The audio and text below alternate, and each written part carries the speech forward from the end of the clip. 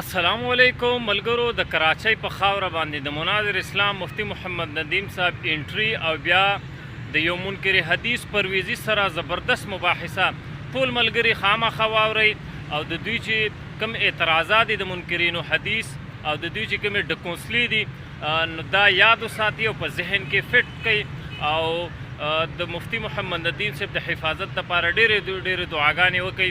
راځئ د ویډیو طرف ته ځو، دا لازمي وګورئ او که ویډیو هم خوښه شوه نو لازمي لایک او چینل در سره سبسکرایب کړئ. زندگی په نظر به راشي. کراچۍ کې یو و هغه د جماعت المسلمین ولا سپینګیری و. ما خواته راغی، ما سره سوالات جوابات کول. یو سوال لا غدا و، ما ته وی هندوانه وسوځي هغه ته قبر نصیب نشي، ته په قبر کې عذاب یا ثواب دی. هغه وی هندوانه وسوځو د ته قبر نصیب نشو، عذاب ورته کوم ځای ملاويږي؟ ماشاءالله. ماته لقل په بنیاد باندې د امت ګمراه کولو کوشش مکوا. ماته اول نمبر زستانه د وشو ماته خپل خو درلچا نه سوځول لیکن د قبر کې د بدګړې دی. اول لاغي په باره کې خبره وکا به چې کم سوځول شوی دی باقي باندې بعد کې خبره وکړو. دویم نمبر ما ورته ویلا لک احادیث وګورا ک کله دی احادیث کولاو کړلا ان شاء الله بیا بدر جهالت اعتراضات نه کې. احادیثو کې دوه ډول راځي، یو عذاب القبر ویل کېږي، دویم ته عذاب المیت ویل کېږي. کدا عذاب القبر قبر ورته نصیب نشو، عذاب المیت خوش ترې کړه جسم په کم ځای کې پروت دی، اندر در پر قبر دی الته ورته عذاب یا ثواب د کوم چې مستحق ملاويږي. او ماته دویم نمبر لکه د قبر تعریف هم وبېژنه جاهله اعتراضات په مونږ باندې وکوه. لکه کتابونه وچتګه د قبر تعریف کوي، القبر مدفن الانسان، القبر مقر المیت. قبر ویل کېږي هغه کوم ځای کې چې میت د مړي جسم یا جسم ذرات پراته دي دا ورله قبر دی. دا کله حیوان په ګېډه کې هغه ورله قبر دی. دا که هغه په ځمکې والا قبر کې دی پروت دی دا ورله قبر دی. دا که په سمندر په اوبو کې دی دغه ورله قبر دی. د روح د جسم سره تعلق قایم شي، دغه تعلق په ذریعه سره الله کده د عذاب مستحق عذاب ورکړي، کده د ثواب مستحق رب ورته ثواب ورکړي.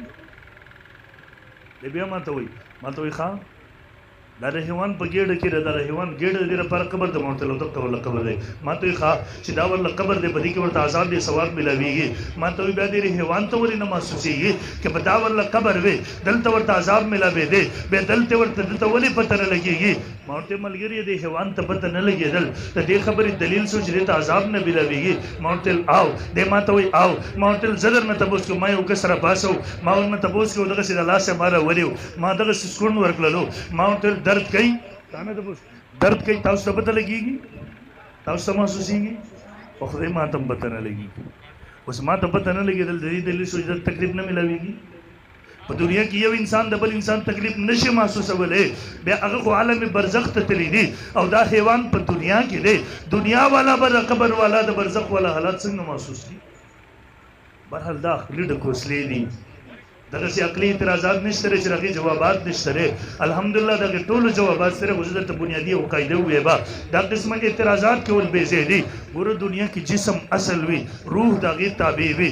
برزخ ژوند چې شروع شي هلته روح اصل شي، جسم تابع شي. په دنیا کې د سزا او عذاب دپاره هغه جسم صحیح کېدل ضروري دي ځکه دلته جسم اصل دی. په دویم ژوند او زندګۍ کې روح اصل شي، جسم تابع شي. هلته د روح عذاب یا ثواب دپاره د سزا دپاره د جسم صحیح کېدل ضروري نه دي بلکې هغه روح اصل دی، هغه سره کاروایي کېږي. د روح په ذریعې سره د هغه جسم ته اثرات رسېږي. لہذا د اعتراضات پرېږدي.